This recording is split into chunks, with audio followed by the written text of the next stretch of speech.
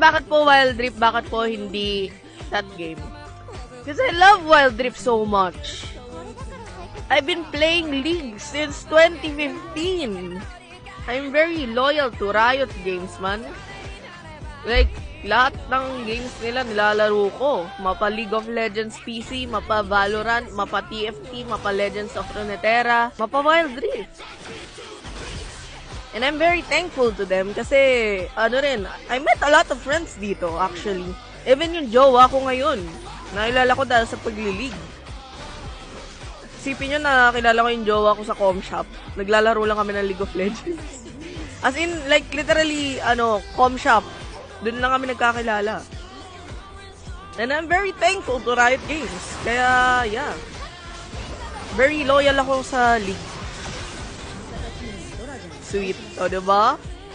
Like, I met a lot of friends here. Promise, guys. Pati yung moderator ko, nakilala ko dahil sa, sa pagwa-Wild Rift. Yung ibang kaibigan ko, na-meet ko dahil sa League of Legends. Like, I'm very loyal to it.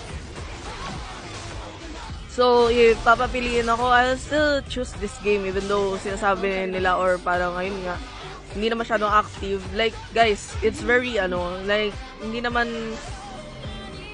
naman like sa pagmamayabang or like, alam mo yun. I'm very thankful to League.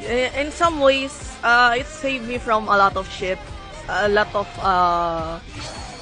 Basta a lot of shit na pinagdaanan ko sa buhay.